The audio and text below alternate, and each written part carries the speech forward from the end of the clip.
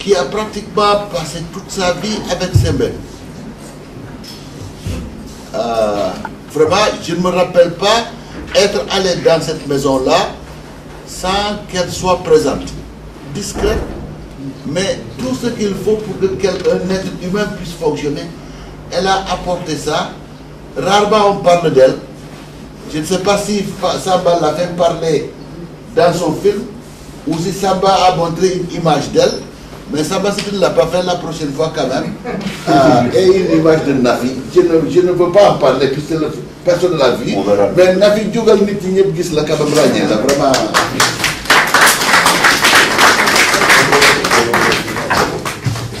Allez, voilà, merci. Alors, ceci étant dit, il y a aussi, je fais les avis et communique. Voilà. Les avis et communiqués du WARC. Le Centre de recherche ouest-africain me prie de vous annoncer que le jeudi 25 juin, Samba Gadjigo, ici présent, va devoir encore revenir ici pour, dans le cadre de notre book club de lecture, pour vous présenter son livre Sembène, une conscience africaine. On a commencé cette nouvelle, cet enrichissement, cette nouvelle dimension des activités du WARC il y a quelques semaines avec la présentation du livre de Maria Maba, Une si longue lettre.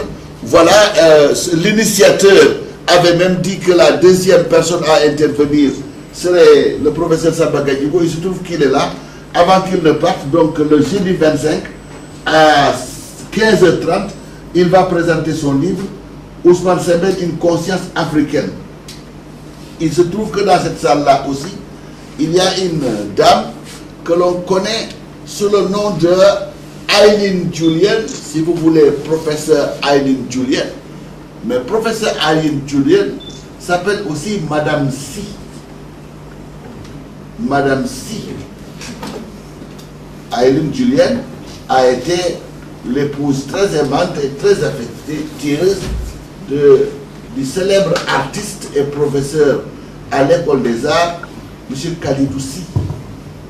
Il se trouve que notre Sénégalais, tout aussi artiste, Thio Ramaka, a fait un documentaire d'une 60aine de minutes sur Khalidou Sy. Donc, le vendredi 26, donc le jeudi, vous avez Samba qui présente son livre. Le vendredi 26, à 15h, je crois, allez-y, à 15h, nous aurons la présentation de ce documentaire qui est bien nommé. Ce documentaire, elle nomme, enfin, c'est Dieu qui lui a donné, mais j'imagine que c'est toi qui as donné ce nom-là, Ismaël. Ismaël. Voilà. À l'africaine américaine, c'est mon nom. Ismaël. Dès que j'ai lu le titre, je me suis dit, tiens, mon mind started boggling. Je me suis dit, tiens. Il y a beaucoup de choses qu'il y a à dire autour de cette expression Ismaël. Il se trouve que ça a été donné à un Sénégalais par une africaine américaine, dont on peut dire aussi qu'elle est très sénégalaise, Aileen. Je vous rappelle que ça, Aileen et 4 autres personnes, peut-être que le centre de recherche ouest-africain n'aurait pas existé. Elle a été parmi les premières directrices de ce centre-là. Voilà. Donc, sans trop tarder, je voudrais remercier tout le monde d'être venu. Vraiment, je suis très enchanté. Ça va, je suis très content pour toi. Alors, vous me demandez de présenter... Oui. La conférence sur le soufisme. La conférence sur le soufisme. C'est le soufisme. Ah, ça vient plus tard, ça. Vous pouvez d'abord me rappeler une conférence sur le soufisme. Mais comme ça vient après mon retour de l'Afrique du Sud, je pourrais faire l'annonce. Ok, merci. Ok. Voilà, donc, d'habitude, on présente les personnes qui font des conférences, qui montrent le film. Il se trouve que celui-ci qui se trouve à ma gauche s'appelle Samba Gadjigo. l'un de mes meilleurs amis, vraiment, si vous mettez un cercle de restreint de mes 5 meilleurs amis, il est impossible que vous puissiez le sortir de ce cercle-là. C'est impossible. Alors, je le présente. Si je commençais par ce qui est plus clair, mais je crois vert. Aux environs de... Vous appelez ces papiers-là sur lesquels on mettait jugement supplétif. Et signé, vous avez l'autorité coloniale. Moi, mon autorité coloniale, il s'appelait signé Lane Jean-Pierre. Alors, je ne sais pas si c'est Lane Jean-Pierre, après avoir servi à Sokone, et aller à Kidira, et a délivré un jugement supplémentaire à Samba en lui disant, né vers 52 ou 54. Bon, ceci étant dit, il y a plein d'autres choses. Mais ce qui est sûr, c'est qu'on sait qui c'est Samba, parce qu'on connaît sa maman. La maman de Samba, vraiment, c'est cette grande Kumba Gadjigo. Kumba Gadjigo.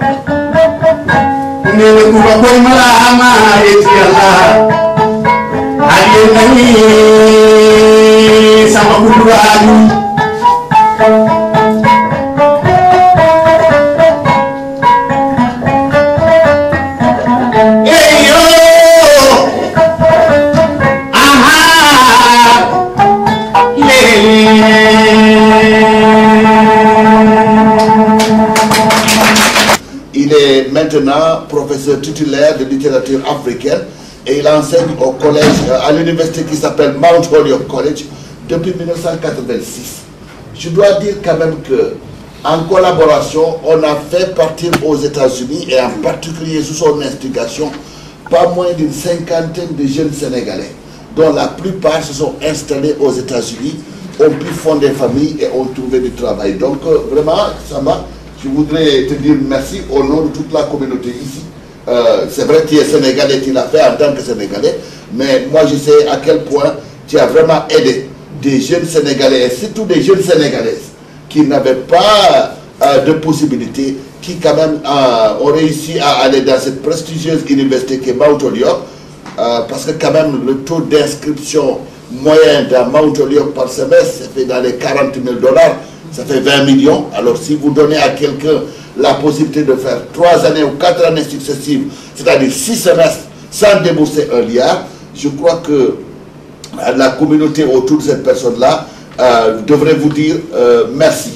Alors, mais le plus important, je crois, c'est ce que Samba a fait véritablement avec Sembène. Il va vous expliquer plus en détail, mais je voudrais tout simplement vous dire que à partir d'un certain moment, ou en tout cas à partir du moment où Sembène a accepté d'aller visiter les États-Unis, a commencé à le faire, il n'a jamais visité les États-Unis sans qu'ils soient ensemble.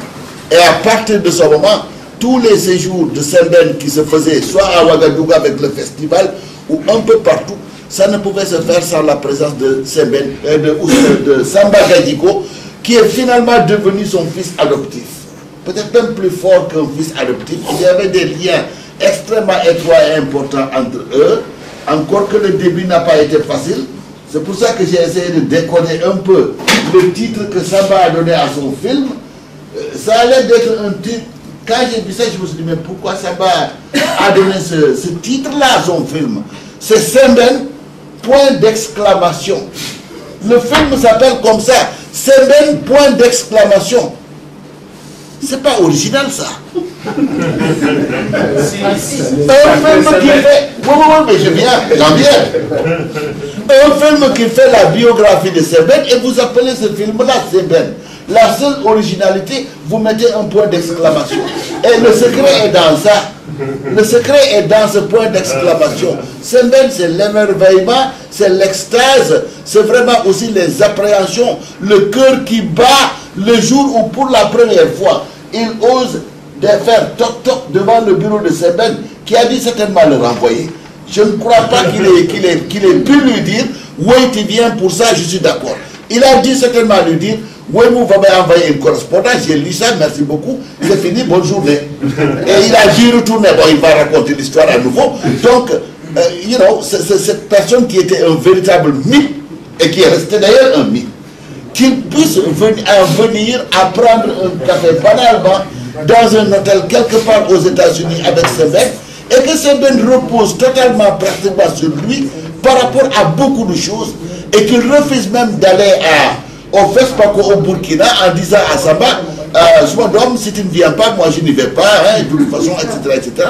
Il y a des relations extraordinaires qui sont liées entre eux. Voilà, je crois que Samba, vous avez fait quoi? Vous avez fait Boston, New York, Philadelphia, New Haven, Miami, Tallahassee, Houston, Toronto, Victoria, Barbados, Paris, Londres, Bruxelles, Ouagadougou, et j'en passe. Vraiment plein de lieux où vous avez dû être ensemble. Bon, je sais que le temps passe aussi et que les gens ont envie de voir le film, mais peut-être qu'ils ont besoin d'un ou deux mots d'introduction et on va tous voir le film. Oui, en fait, je suis un artiste par infraction, bien sûr. Moi, je suis un professeur de littérature. Je portais un sujet en moi.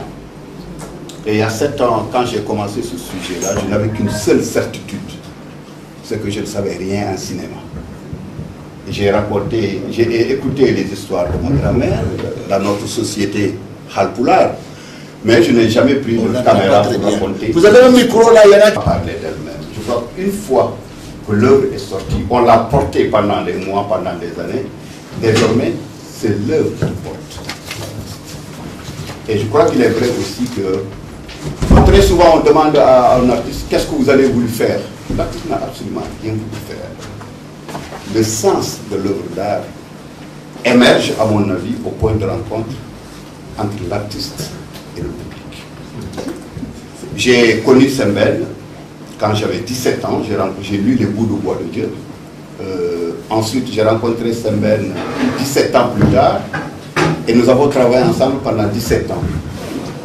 Et je suis très content et très honoré en fait d'avoir Nafi Ndoye, qui a été témoin de notre intimité, de nos voyages et tout. Sembène m'a ouvert la porte de sa maison à Galichello. Il m'a ouvert la porte de son bureau. Il m'a amené pendant tous ces voyages. Et j'ai pensé qu'après sa mort, après avoir publié un livre, il est mort le 9 juin 2007. En septembre, j'ai sorti la première biographie, mais la réalité, vous la connaissez tous, nous lisons de moins en moins. Et j'ai appris la leçon de Sembène que le meilleur moyen aujourd'hui d'atteindre un vaste public, c'est de faire des films. Mais comme je vous l'ai dit tantôt, alors en matière de cinéma, rien, zéro, pointé. Mais au moins j'avais cette certitude que je ne savais rien. Et à partir de là, j'ai regardé autour de moi les personnes de bonne volonté et je dois remercier le WAC. Très sincèrement, quand je me suis présenté ici la première fois, ils m'ont ouvert leurs portes, je suis venu avec mon équipe américaine, il n'y avait pas de limite à ce qu'on pouvait faire. Ce n'est pas seulement Ousmane, c'est l'ensemble du personnel du WAC. Ensuite, bien sûr, il y a Nafi, qui a été très proche de Sembène, qui a voulu se soumettre à la caméra. Ce n'est pas le nom qu'on voit scintiller sur l'écran qui a été l'unique aujourd'hui. Il y a des personnes anonymes qui ont contribué à ce livre-là. Je ne les nommerai pas. Ils l'ont fait, du moins elles l'ont fait pour tout, comme nous le voyons pour moi. Et je crois qu'il y a une des faiblesses dans notre pays, dans notre culture. Nous valorisons l'autre, mais nous ne valorisons pas les autres. Et il se trouve qu'aujourd'hui, je n'ai pas à vous raconter l'histoire, vous faites le tour des villes de Dakar. Toutes nos salles de cinéma ont disparu. Et moi, je suis convaincu que la culture ne vient pas avant le développement. Plutôt, il n'y a pas de développement avant. Et ainsi donc, Sembène qui a travaillé pendant 40 ans pour nous tendre au miroir, pour que finalement nous puissions nous voir nous-mêmes selon ce miroir, plutôt que de consommer des images de nous-mêmes d'ailleurs. Cette personne mérite un hommage. Je ne suis pas le seul à le faire. Je ne suis pas le seul à le faire. Il y a des jeunes, des moins jeunes, des hommes et des femmes dans l'anonymat qui essaient également d'apporter leur contribution. Et le film que vous allez voir, comme le dit Birago Diop, quand la mémoire va chercher une voix mort, elle rapporte le fardeau du plein. Sembène n'est pas là, donc on ne peut parler de Sembène pour passer composé. C'est-à-dire qu'il s'agit d'un travail de constitution. Et comme on dit en anglais, this is my story, and I stick to it. Merci d'être venu, donc je vous laisse le film et on va voir avec les Africains. Tu sais, il avait des mots très forts. Et quand on revient et qu'on regarde ce qui se passe, ce qui s'est passé, ça veut dire cette vision lamentable de la culture totalement par terre. Il faut y revenir pour quelqu'un, je dis, qui a recréé le cinéma pour les Africains, mais pour les Noirs américains. Sembène a dit, écoutez, j'ai regardé les films de Hollywood pendant une certaine période, mais quelle est l'image du Noir? Les acteurs noirs, comment on les présentait? C'était les sauvages, c'était les bonnes, c'était les serviteurs, et jusqu'à maintenant, cette image continue dans certains films qu'on voit. Marimar, si vous regardez, il y a des tas de films, vous pouvez les regarder. Les Américains ne le font plus maintenant. ça a changé. Mais il me semble que Sembène a joué un grand rôle immense dans cela. Si bien que, franchement, Gadjigo, c'est fantastique. J'ai eu, moi aussi, j'ai fait ma thèse sur Sembène. J'ai eu les mêmes expériences quand je suis arrivé de Lyon, tout jeune, avec ce gros pavé que je donnais à Sembène. Il ne m'a même pas regardé. Je courais derrière, il continue, il me donne la main gauche. Il me dit, il faut aller à la rue Mohamed V, déposer la thèse là-bas. Je ne l'ai plus revu, je continue mon travail. Mais je veux dire deux choses seulement, effectivement, que nous avons apportées à Sembène quand il dit ma conception africaine de l'esthétique. C'est comme ça qu'on a créé le mot oralité feinte pour les griots qui écrivent. Et comment ils écrivent? Ce que vous avez dit, Batimam Yalla, le titre déjà. Et en réalité, il constitue ses acteurs par le langage aussi. Prenez tous les films de Sembène. La résistance qui prend la figure de la femme. La résistance absolue. Et la résistance au pouvoir, c'est là effectivement où on voit en réalité qu'il reproduit certaines théories sur le pouvoir. Le pouvoir, c'est pas l'interdit, c'est pas le droit, c'est une relation. Il faut voir comment il montre la relation au pouvoir, la résistance au pouvoir, qui va jusqu'à l'absolu. Mais je viens sur Camp de Thiaroye. Sembène est en deçà de la vérité sur Camp de Thiaroye parce que maintenant, on a la possibilité de venir avec les archives sur le Camp de Thiaroye. Et c'est un crime contre l'humanité qui a été commis là-bas. Donc voilà rapidement ce que je voulais dire sur Sembène. La parole est ouverte pour ceux qui veulent l'apprendre, qui ont connu Sembène. Allez-y. Merci infiniment. En fait, j'avais deux questions. Oui. La première, le format, c'est en fait votre histoire, ton histoire que tu racontes. La façon dont tu as connu Sembène, l'évolution de vos rapports. Et je me demande si c'était venu tout naturellement, ce format, ou est-ce que tu avais joué sur plusieurs formats, sur plusieurs idées pour raconter cette histoire? Ça, c'est numéro 1. Je peux répondre à cette question d'abord? L'autre est petite. Hein? Ok, allez-y. La deuxième, si je ne me trompe pas, vous n'avez pas inclus Fakiné. Et je me demande si c'est vrai ou pas et pourquoi. Voilà. Oui, je vais commencer par la première question. J'ai déjà donné des éléments de réponse. En fait, quand j'ai conçu l'idée de ce film en 2009, tout ce que je savais des films, c'était les regarder, je n'en avais jamais fait. Ce dont j'étais convaincu, c'est que j'avais un regard intérieur, intime de Sembène. J'avais accumulé des expériences avec Sembène que je voulais partager avec le reste. Alors il se posait la question de savoir quelle doit être la voie narrative, qui doit raconter l'histoire de Sembène pour que cette histoire soit crédible et authentique. Après des années d'hésitation, j'ai eu la chance de tomber, j'ai eu deux monteurs, en fait, c'est le dernier qui est arrivé à ouvrir, à nous trouver la solution. C'est un monteur cubain, exilé cubain qui vit en ce moment à Toronto. Il me dit, mais avec toute la connaissance et l'expérience que tu as avec Sembène, je ne vois personne d'autre qui puisse raconter cette histoire mieux que toi. Pourquoi tu ne raconterais pas? Alors, de telle sorte que, pour que moi je raconte l'histoire de Sembène de manière crédible, il faudrait qu'il y ait une intersection entre mon histoire et l'histoire de Sembène. Si bien que vous avez absolument raison. Il y a deux, si vous voulez, biographies parallèles. Il y a d'abord la mienne, partie de mon village, je ne connaissais que les histoires de ma grand-mère. À un moment donné, j'étais influencé par les manuels scolaires français à tel point que mon rêve, comme notre rêve à nous tous de notre génération, c'était de devenir des Français noirs. Et ensuite, je rencontre les bouts de bois de Dieu, donc qui me rendent l'intimité à moi. Et à partir de ce moment, à l'âge de 17 ans, j'étais en quête de Sembène. Et je rencontre Sembène, nous travaillons. Alors, quand je l'ai rencontré, j'avais 17 ans. 17 ans plus tard, nous travaillons ensemble 17 ans plus tard. Donc, vous voyez ici, si vous voulez répondre directement à votre question, il nous a fallu beaucoup de temps pour trouver la voie narrative correcte. Une voie qui soit assez intime, qui soit assez crédible, mais également, à mon avis, qui qui soit sincère, qui soit honnête. Parce qu'il ne s'agissait pas tout simplement de faire l'éloge de Sembène. Il a fait ceci, là. Je ne voulais pas faire une biographie avec des dates et des événements. Je voulais humaniser l'homme.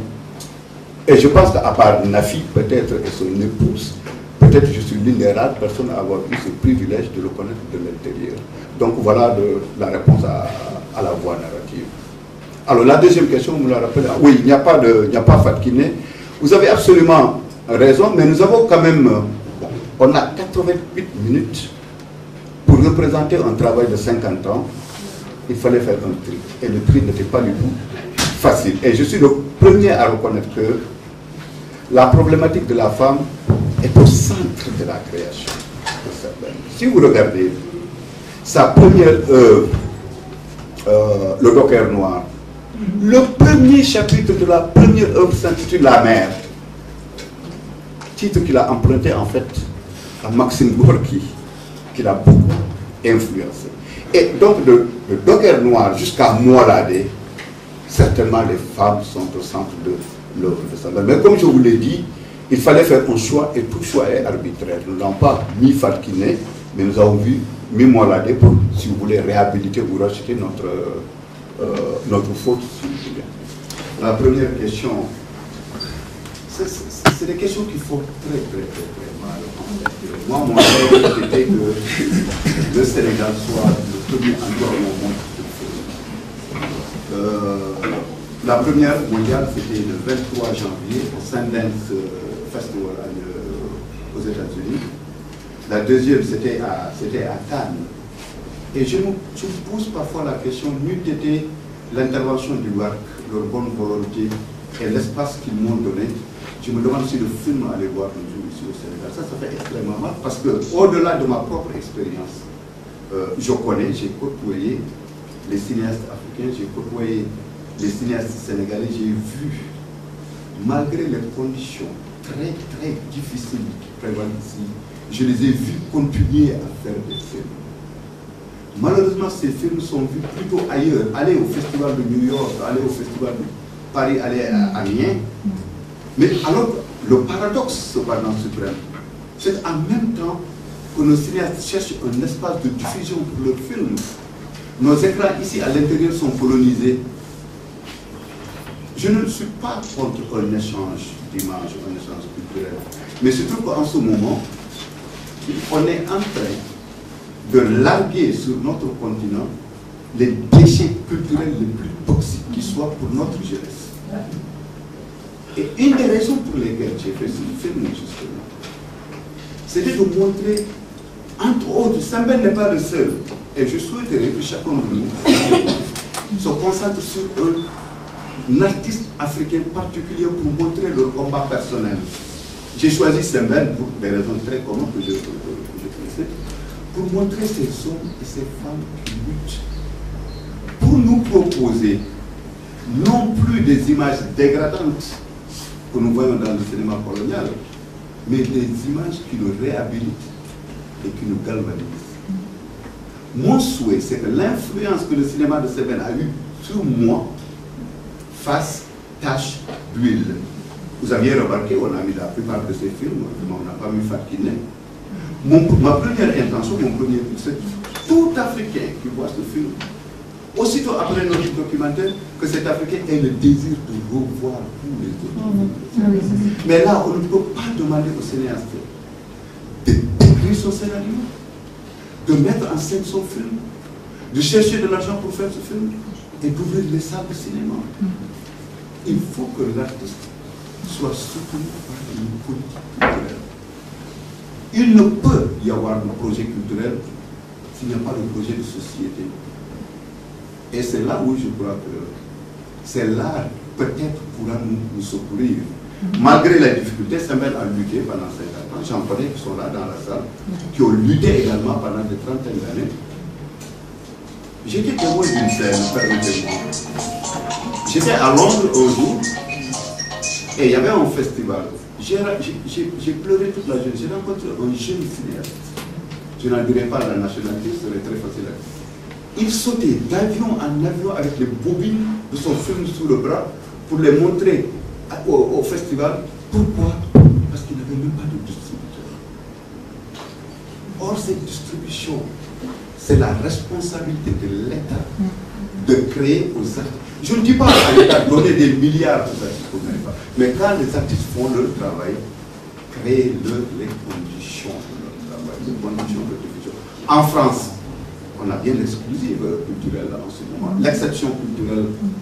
Pour se protéger de l'invasion du cinéma de Hollywood, il y a un quota. Pourquoi est-ce qu'au Sénégal, on ne créerait pas les mêmes? Bon, notre film, nous avons eu la chance. J'ai fait mon film aux États-Unis. J'ai rencontré des gens, je n'aime pas le terme aider, qui ont aimé mon sujet, qui ont décidé de travailler avec moi. Nous avons déjà un distributeur. Aux États-Unis. Nous sommes en négociation avec plusieurs autres distributeurs de par le monde. Nous avons été à Cannes. Après, ici, je vais en Italie. On va également rencontrer des distributeurs. Le malheur de plusieurs jeunes cinéastes africains, c'est qu'ils n'ont même pas ce contact-là. Et vous avez des chefs-d'œuvre qui dorment dans des couloirs, qu'on ne voit que dans des festivals. Et c'est lamentable. Je sais que la semaine dernière, Ken Bougoul a lancé un appel au pouvoir public. Je sais, Moussa Sen Absa également a lancé ce même prix, qui ne sont pas les seuls. Il y en a qu'on entend et d'autres qu'on n'entend pas. Il y a toute une génération qui peut avoir un espace d'expression. Aujourd'hui, la télévision est devenue le plus grand instrument d'éducation dans nos pays et nous sommes en train de perdre le combat. Avec les satellites, avec les antennes paraboliques, les parents ne contrôlent plus ce que voient leurs enfants. Il n'est pas alors étonnant que nous trouvions la situation dans laquelle nous trouvons. Cela ne veut pas dire que je suis pessimiste. Si chaque jour, chacun de nous faisait quelque chose et qu'on mettait créer cette synergie-là, on pourrait faire tout ça. Et je pense que les artistes africains sont en train de faire ce travail. J'ai répondu à votre question. Ah, Madame Wan, Diop et Ben, il y a un grand cinéaste ici, et après à Borso. Allez, oui. Alors voilà, il n'y a pas de hasard, il n'y a pas de hasard. Hein, je félicite monsieur. Vous êtes à Goula, c'est ça? Ah voilà. N'en déplaise au sérieux. Il n'y a pas d'hasard. Demandez à Agrippine. À chaque fois que je le vois, je dis, il n'y a pas de société civile pour la culture africaine. Il n'y en a pas. Toutes leurs revendications sont politiques contre les hommes d'État ou quelque chose comme ça. Jamais l'impérialisme culturel n'a eu de société civile de bon pouvoir. En tout cas au Sénégal, non. Personne pour défendre les langues nationales. Personne pour mettre en œuvre une charte importante. 2006, de l'Union africaine, la charte pour la renaissance culturelle africaine, elle n'est pas faite. Personne ne prend ça en charge. On n'entend jamais un ministre de cette civile à parler. Vous comprenez? Alors donc, j'aime bien votre réalisation parce que... Ça c'est le Pulaar et Tchèdo, ça c'est vous, les Wolof. Trois façons. Alors, est-ce qu'il y a eu un dessin politique entre lui et Senghor? Ça, je n'en sais rien. Encore que ne traite pas que Saba donne à Senghor n'est pas peut-être la plus magnanime. Mais la prochaine fois, quand il y aura besoin d'une salle, il ne l'aura pas ici parce que c'est ça serait une condamnation qu'on va régler plus tard. Mais il y a quelque chose dans ce film-là qui dépasse Sembène, qui dépasse Samba, et qui revêt un caractère humaniste et universel. Et madame l'a rappelé dans la vie, les derniers jours ou les dernières heures de Sembène, il a été réduit à dire à Nati, aide-moi. Voilà quelqu'un qui toute sa vie durant n'a jamais demandé aide-moi à qui que ce soit, même pas à Dieu, personne. Interdiction de l'aide publique. Voilà, c'est ça qui donne la dimension vraiment universelle et humaniste. Il ne demanderait même pas de l'assistance à Dieu. Disons la vérité, il était comme ça. Vraiment, c'est la fin. Il a été obligé de demander à un autre humain, un autre être humain, d'humainement. Qui aurait imaginé que Sembène dirait à quelqu'un, demanderait même à Dieu, d'humainement, personne. Mais à part de ce moment, c'est une méditation sur nous-mêmes, ce que nous sommes fondamentalement, qui est tellement différent de ce que nous prétendons être. Voilà, Je crois que je vais commencer par cette dernière remarque. Rapidement, parce que j'avais été là-dessus. Parce que le scandale avec Tcheldo, c'est en réalité de censurer un film sur la base d'une faute d'orthographe. Senghor était très normatif. C'est ça que j'ai dit, mais c'est totalement absurde. Entre un des publics, vous ne publiez pas. Non, je sais. C'est le prétexte. C'est comme Kadou. Politique, c'est pas vrai. Il y a des gens qui ne peuvent pas entendre parler de Senghor. Je vais raconter une anecdote quand même. Il paraît que quand Senghor avait décidé de choisir un premier ministre, il y a le docteur Sam, j'espère qu'il n'y a pas Rombok, le docteur Sambagé ici, qui était maire de Dakar. Il va lui dire, Monsieur le Président, je vais être le premier ministre. Senghor lui dit, mais Bati, tu ne vas pas tenir. Monsieur le Président, je tenirai.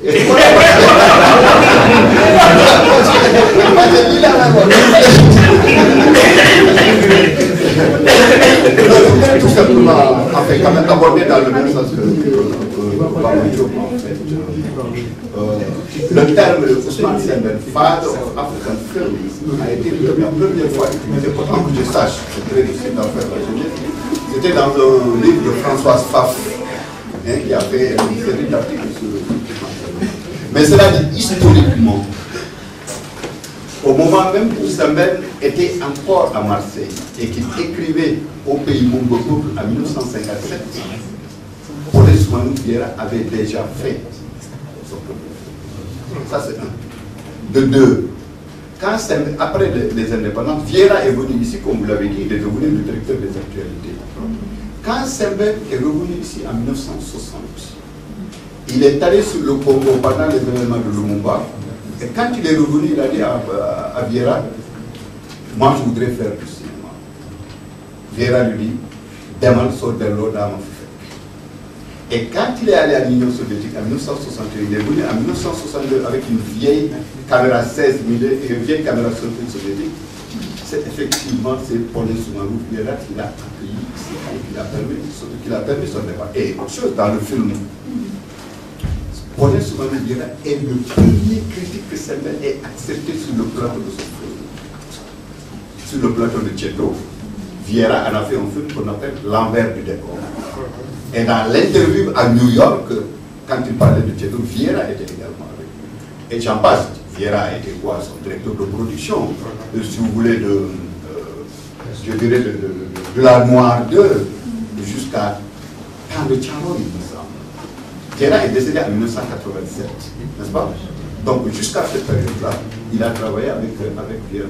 Bon, la bonne nouvelle, c'est que je sais, les enfants de Vieira également sont en train de travailler très dur pour faire restaurer, numériser les films de Paulin Soumanou Vieira, parce que même il a un long métrage que presque personne n'a jamais vu, En résidence surveillée, qui est un film qui est vraiment.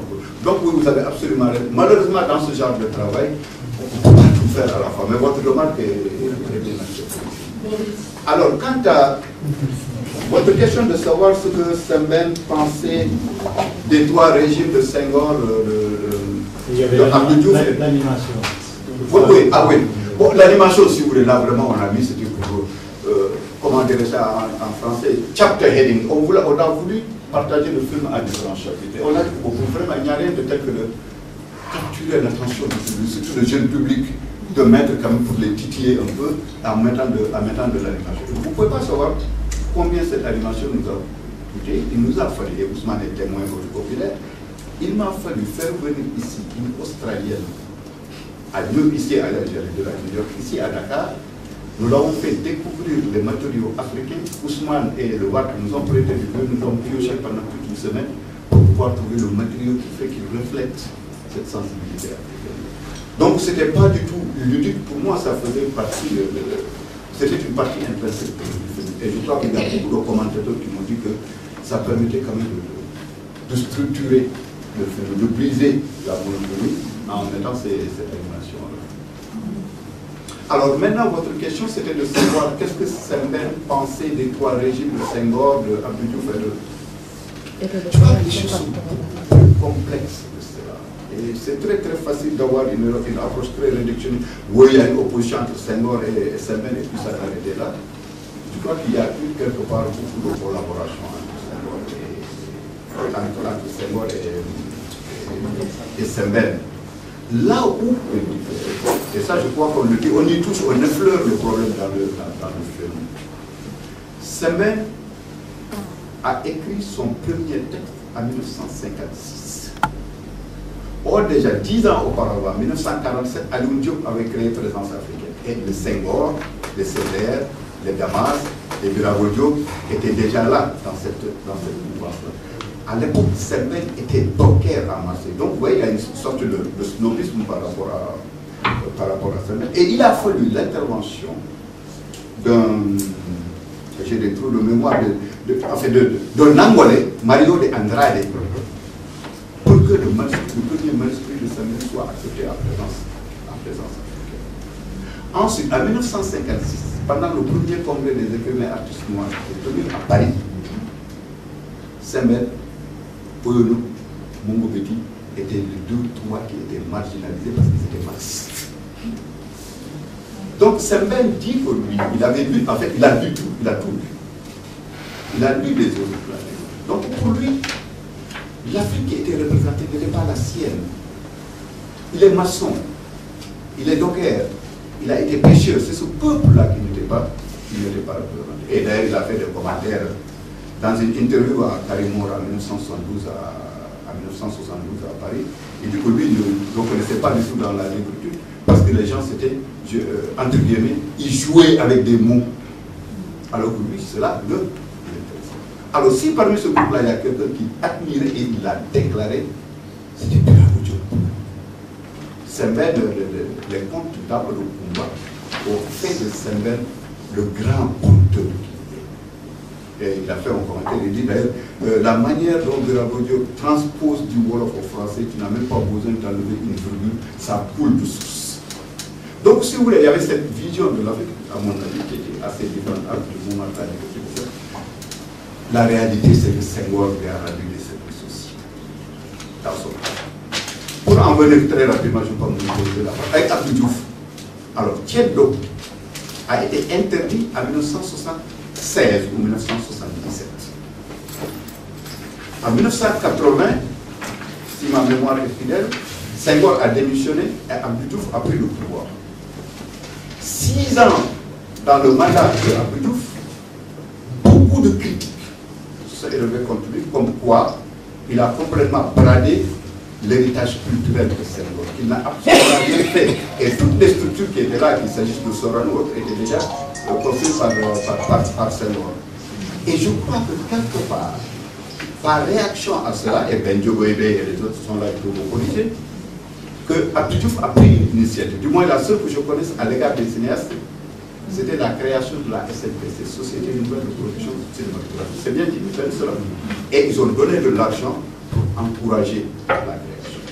Je sais aussi que c'est grâce, que ça a été, comment elle s'appelle, Elisabeth Diouf, l'épouse de Abdou Diouf, qui a permis de lever l'interdiction sur Tchèdo et de permettre la projection de Tchèdo au théâtre Sorano après le départ de Senghor. Par rapport à Ablaye Wade, je n'ai pas vraiment grand-chose à dire, à part que je sais qu'il était en train de travailler sur un scénario. Il est mort en train d'écrire, c'est extraordinaire. Jusqu'à son dernier souffle, c'est bien de travailler sur un scénario. La confrérie des rats. C'était un thriller politique. Et son rêve provocateur, il avait demandé que Ablaye Wade lui prenne le palais pour tourner son film. Ablaye Wade a refusé. Non, Sembène, c'est un individu. Je ne peux pas peindre un portrait unidimensionnel, monolithique de Sembène. Je crois qu'il y a une constante. Et j'espère que vous l'aurez remarqué. Ousmane a fait allusion à cela. Et je crois que le cinéaste, l'intellectuel du cinéaste africain qui a le mieux résumé la situation de Sembène, c'est Maître Kondo. Une fois, si j'allais à Paris, j'ai demandé à Maître Kondo, mais si vous deviez, selon vous, résumer votre vision du travail de Sembène, comment est-ce que vous le résumez? Et en ce qui nous concerne, il n'est pas le seul, mais c'est le premier artiste africain à avoir fait de l'image une valeur. vous rappelez, quand j'entends, ça m'a rappelé tout de suite, quand Mandela est sorti de prison, une de ses déclarations, démocratie is a value I live for, and it is necessary and prepared to die for. C'est-à-dire que Sembène a vécu pour l'image, et il est littéralement mort pour l'image. Pourquoi? Parce que tout simplement, et ça il a dit dans Tchedo, il a dit dans Kando Tcharo, il a dit dans Vitaï, que si nous perdons notre passé, si nous perdons nos images, nous perdons notre mémoire, si nous perdons notre mémoire, nous perdons notre vie. Parce que l'image, du moins le passé étant une absence, seule l'image nous permet de l'imaginer. Et voilà, je crois qu'il a tout sacrifié. En fait, il n'a même pas le mot sacrifice quand on lui dit, mais tonton, pourquoi tu dis que je ne suis pas sacrifié? Pas seulement demander de le faire. Je me suis senti interpellé et je l'ai fait. Et je crois qu'il a fait ce qu'il pouvait faire. Il a passé le flambeau et je crois que la graine est en train de faire. Et je crois qu'aujourd'hui, qu'on fasse comme Sembène ou différemment de Sembène, Sembène est toujours là. Et ce qui est intéressant, c'est que le cinéma africain ne va pas mourir avec Sembène. Et son souhait, c'était que le cinéma progresse, n'est-ce pas, épouse les réalités de son temps. Donc, avec Vieira, il a semé la graine. Et aujourd'hui, on voit des jeunes femmes, des jeunes filles, des jeunes personnes, caméra numérique à main. Si vous voulez, la machine est devenue beaucoup plus légère, beaucoup plus grande, le coût de production est devenu moindre. Mais il nous faut de plus encore. Je rejoins la voix de ceux qui font appel au pouvoir public. Notre mémoire collective est notre responsabilité collective, mais il est de la part du pouvoir public de créer certaines conditions pour que les artistes puissent montrer leur travail. Je vous remercie. Où sont les manuscrits des intellectuels de l'autorité? Question mark. Cela fait partie de notre mémoire collective. Bonjour tout le monde. Je m'appelle. Je disais, bon, je ne peux pas tellement être oedipien ici. Il faut tuer le père, il faut dépasser le père. Il a une expression, il dit soo juddoo sa kër baay nga dund ci te defaruloo sa kër bopp sa baay raw na la. Doon na sa baay ak gën. Non, kon nag boobu maintenant les erreurs par wolof. Ok. Donc vous voyez, Sembène a toujours été pour ce dépassement-là, il a toujours souhaité. Mais lui, il a été un héritier de quelque chose. Et je crois qu'il a voulu, et il était très conscient. Et il a toujours souhaité que le cinéma africain continue, le cinéma africain va continuer, qu'il s'agisse de Mansour Soroa, de Moussa Sen Aksa, ou des filles, ou des Fantani Senghor. Il y a un phénomène de synergie qui se crée. Les temps que Sembène a vécu, ce ne sont pas les temps qui vont venir. Il y a quand même une certaine continuité. Et je crois qu'il serait souhaitable que nos jeunes aujourd'hui ne fassent pas le mandat de 1968, que même s'il faisait un mandat, ce soit un mandat complètement différent. Et Baba l'a dit, c'est émouvant. Moi j'ai été plusieurs fois au FESPACO, dont l'histoire est intrinsèquement liée en fait à l'histoire personnelle de Sembène. Sembène a été, quand par exemple en 1969, il y a eu un embargo des salles burkinabé par le gouvernement français. Sangoulé Lamizana avait fait un appel aux cinéastes africains pour venir au secours des salles burkinabé. Sembène était l'un des premiers à partir à Burkina avec Madame Aminata Salambré qui était à l'époque ministre de la Culture. On a créé la semaine du cinéma de Ouagadougou. Et en 1971, c'est devenu le festival. Sembène était là pendant la création de la FEPACI, la Fédération panafricaine des cinémas. Je crois que depuis le jour où il a pris la caméra jusqu'à la mort, il a été intrinsèquement lié à la création de toutes les institutions cinématographiques. Toutes. Mais peut-être pas l'objectif est EUVR, c'est ça? L'objectif est EUVR. Oui, une association de jeunes cinéastes qui contestaient le papa. Donc, ouais, une fois de plus encore, je ne voudrais pas me répéter, je crois qu'il a semé la graine, il a donné la direction. Il est souhaitable que les jeunes cinéastes fassent autre chose. Comment ça passe le pays? À New York, je peux vous mettre en rapport avec mon distributeur. On a un sales agent, un vendeur. Vraiment, mon souhait, on voit le film à New York, à Boston. c'est très bien, je voudrais bien qu'il y ait de l'argent dans ma poche, mais ma fierté personnelle serait que le film soit réussi en Afrique. Si ça intéresse les chaînes de télévision sénégalaises, ça je vous donne ma parole, on va travailler là-dessus pour que ça se produise. Ce film, avec beaucoup de choses inédites qu'on n'a jamais vues chez Ousmane Sembène, la manière dont il dirige ses films, par exemple, parce qu'il faut insister là-dessus. Ce n'est pas des images qu'on a vues une fois.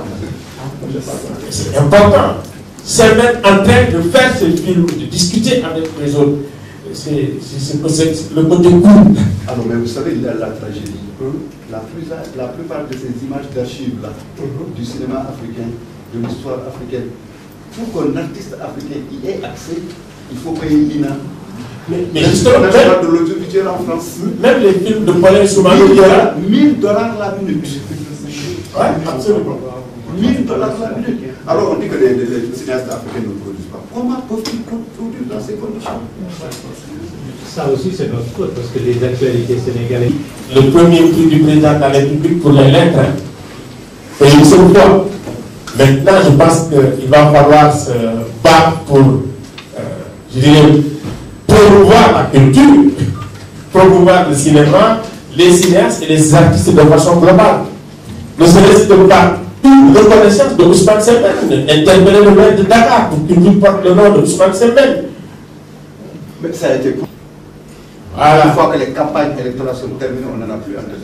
C'est vrai que Samori, c'était le rêve, le grand rêve qui n'a jamais été réalisé par Sembène. Lui-même, il porte le costume de Samori, le personnage de Samori qu'il porte dans les grandes manifestations. Merci à tout le monde. Merci.